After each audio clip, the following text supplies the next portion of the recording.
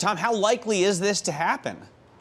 So this is really early days, but it would be a pretty momentous event and development in terms of new ways that the Trump administration is inserting itself into U.S. Industries. We saw it with the steel industry previously, and now with chips. Remember that the Trump administration wants to secure deals to show that in some way it's bringing manufacturing back to the U.S. Intel has had this manufacturing hub under construction in Ohio, but because of financial difficulties that the company has been having, they're cutting costs.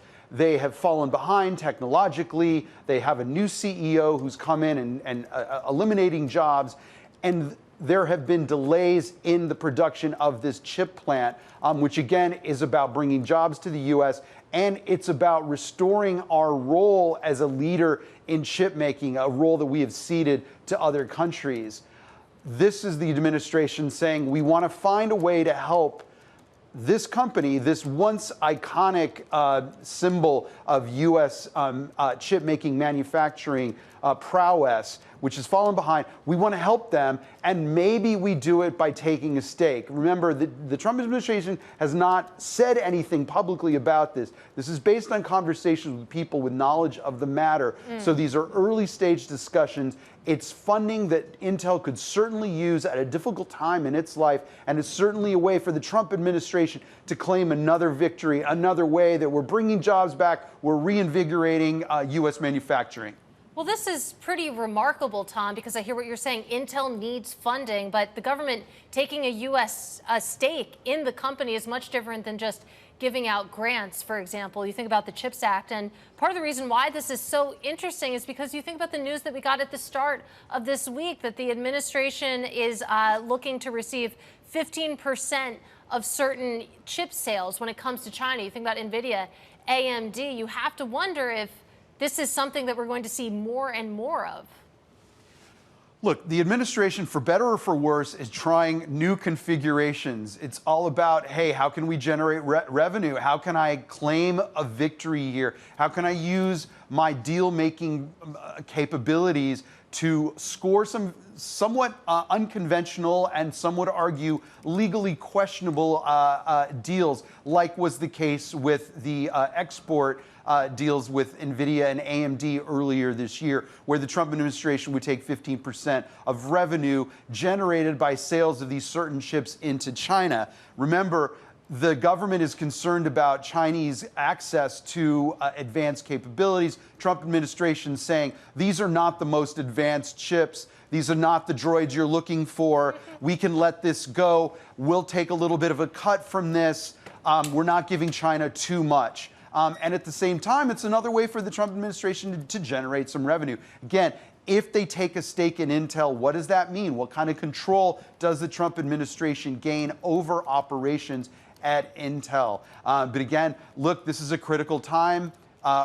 Even though the discussions are early, this is something that it's capital that Intel could certainly use. It's, I think, fascinating, Tom, because you have the president essentially taking cues from the Chinese Communist Party, right? This is going to become maybe a state-owned enterprise. State-owned enterprise. He's already done this to some extent when he agreed to sell U.S. Steel to the Japanese. He's taken a golden share in that business, and he's shown signs that he really does want a centrally planned economy out of Washington. You have a wealth of experience covering companies for us here at Bloomberg. You're a senior executive editor for global technology.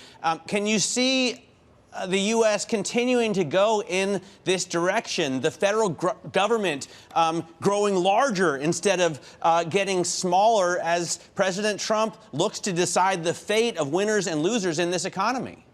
This is not capitalism. This is not your father's or your mother's capitalism or your grandparents' capitalism.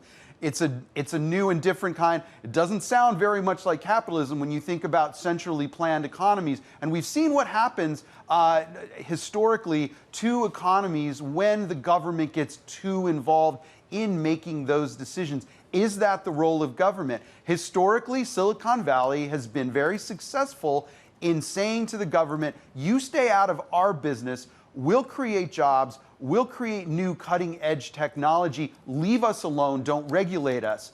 This is a very different paradigm. And as you know, in that deal earlier this week, as Bloomberg and others have reported, there are legally questionable sort of ramifications here. Is this kind of thing where you get a stake in exchange for the lifting of export controls? Is that constitutional? That still needs to play out. Government taking a stake in these big U.S. companies beyond something temporary, beyond a kind of a bailout, and how much does this resemble the kinds of things that we've seen in the past with, say, the auto industry? Very early days, we haven't seen any fine print. There's been no deal reached. But there is a dangerous precedent when you think about, does the government, should the federal government be in the role of deciding what happens within these companies? Are they going to have a board seat, for example? Are these the best people to be running companies when they're trying to also run government, when they're trying to negotiate trade deals with China, when they have a lot of other responsibilities?